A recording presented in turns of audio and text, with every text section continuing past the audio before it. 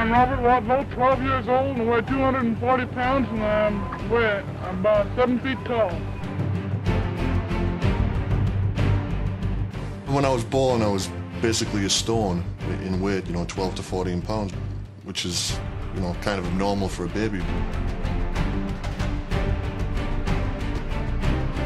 Welcome to the fascinating world of real-life giants who have left a lasting impact on history, science, and our understanding of human potential.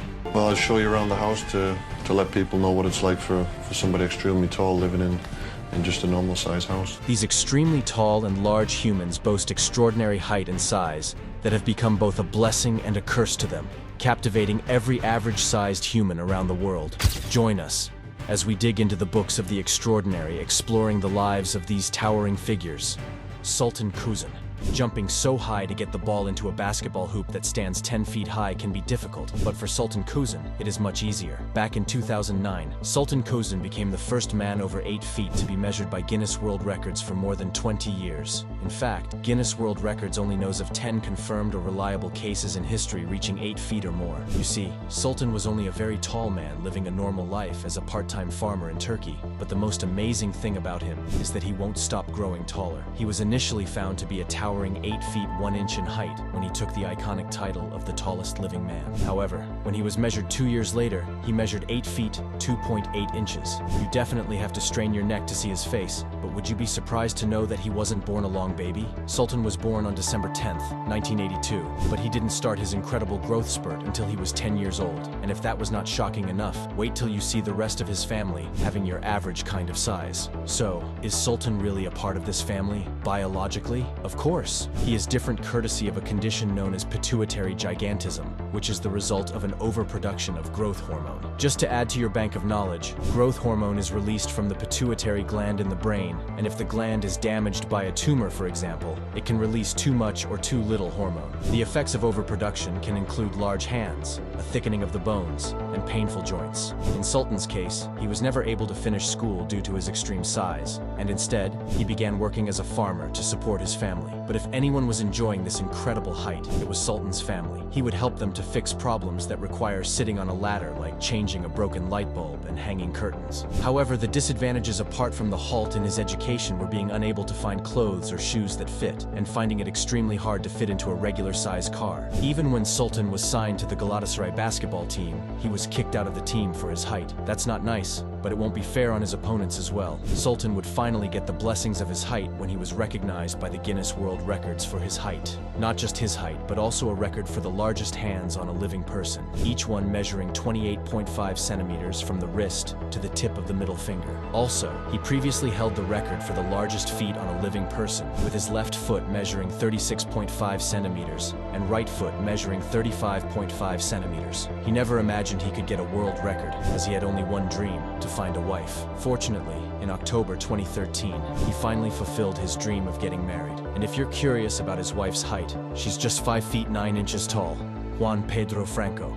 Imagine being unable to move from a spot for 10 years. Scary? That was Juan Pedro Franco's reality. He could not haul his 93-stone body to the toilet due to the weight. To make you understand his situation, Juan Pedro weighed 1,340 pounds initially, but he was never comfortable. He started experiencing problems with his weight as a child, hitting 10 stone when he was just 6 years old. To make matters worse, he had an injury in his teens, and by 17 years old, he'd grown to more than 36 stone. At the age of 32, he broke the world record with 93 stone and was left bedridden due to his size. At the time, it took a team of 8 strong people to move him, and he was unable to go to the toilet unassisted, meaning he was forced to wear a nappy. However, he soon realized that if he carried on with his way of life, his body would soon give in to despair. Since then, Juan Pedro began to look for help. He met an obesity specialist in Guadalajara, Mexico, who agreed to operate on him, and for the first time in years, he was able to leave his bed to attend the surgery. While in the hospital, he was diagnosed with type 2 diabetes, thyroid dysfunction,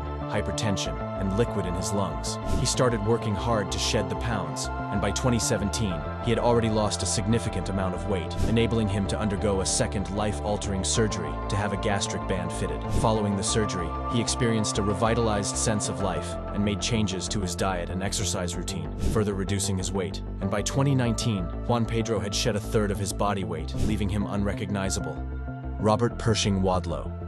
Robert was an American man stretching a staggering 8 feet 11.1 inches tall, as it last measured on June 27, 1940. Perhaps surprisingly, Robert entered the world no differently than most babies. Born on February 22, 1918 to two regular-sized parents, he weighed an unremarkable 3.85 kilograms. But as he grew, he rapidly started to shoot up, reaching an incredible 5 feet 4 inches by the age of 5. And yes, he was already wearing clothes intended for teenagers. 3 years later, he overtook his 5 feet 11 inches tall father and towered over his 4 younger siblings. At the age when you were carried by your father, Robert was able to lift his father up the stairs of their family home. However, his height caused several medical issues, which worsened as he grew older and taller. Yet as a young boy, he tried his hardest to get involved in the same activities his peers were doing. For example, he became a Boy Scout at the age of 13 and had a customized uniform, tent, and sleeping bag. As soon as he turned 17, he passed the 8 feet 0.5 inches mark,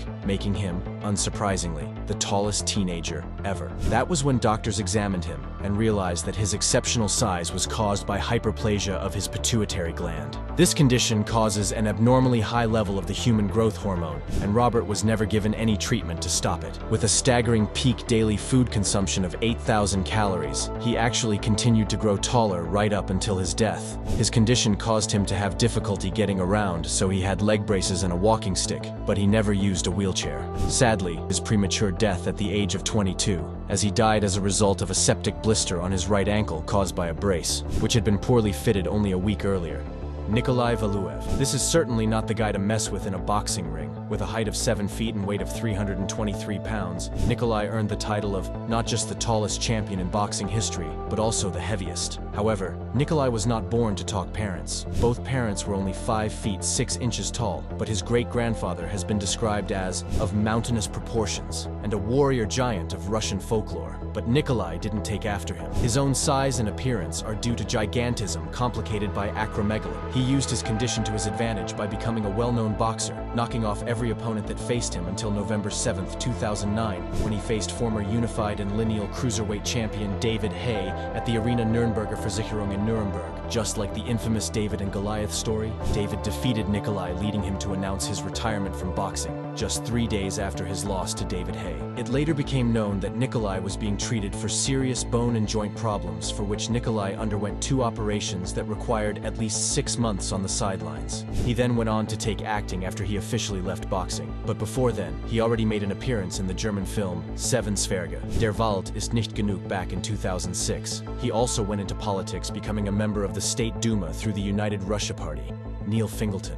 Does he look familiar? You must have seen Neil either in the film 47 Ronin or maybe in the Game of Thrones. Yeah, the giant Mag the Mighty. His size is what made him fit into the roles he took in movies. But Neil was not just an actor. He was also a basketball player with a height of 7 feet, 7.6 inches. This height made him the tallest living British-born man and the tallest man in the European Union. In addition, he was also among the 25 tallest men in the world. His title was confirmed by the Guinness World Records in the summer of 2007, after he took over from Christopher Greener, who stood at 7 feet 6.025 inches in height. Unlike others that you've heard about, Neil actually came from a family of giants. His eldest sister is 6 feet 3 inches, followed by his brother, who is 6 feet 8 inches, and is the same height as his father and their mother, 6 inches. Neil's height took off when he was 13, and by the time he was 18, he was already over 7 feet tall. Most very tall people become self-conscious of their heights, but that's never the case with Neil, who only had one concern. He just didn't want to go bald. He also believed being tall is great if you can shut your ears to negative remarks from people and act like it doesn't matter. Neil did what he liked and wanted, but unfortunately, he died on February 25, 2017, at the age of 36 from heart failure.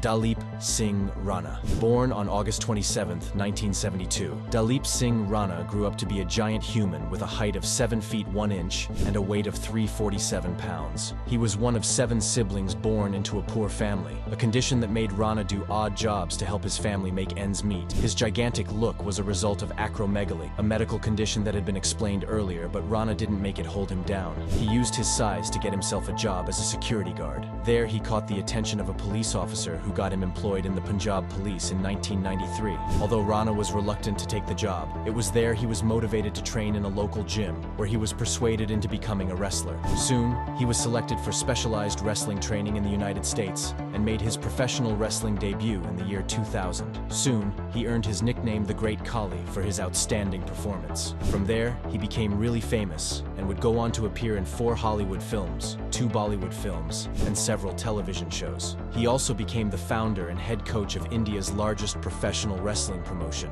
Continental Wrestling Entertainment, founded in 2015. In general, we can say Rana saw the blessings of acromegaly and was able to dodge the curse, which is not very common. Son Ming Ming. When talking about the tallest players to ever play professional basketball, Son Ming Ming's name appears on top of the list. Born in 1983, Son grew up to have a height of 7 feet 9 inches and 360 pounds. With his height, Son is towering over the likes of Yao Ming, Manu Bol, Sean Bradley, and Gheorghe Muresan, who are some of the tallest players in NBA history. But Son wasn't just known for his basketball career, as he even made some TV cameos, most notably in Rush Hour 3. He also has acromegaly, but the condition caused Son's body to produce low levels of testosterone, which would be vital in creating any strength or athleticism to make the NBA. It was a case that demanded urgent medical attention, but coming from a poor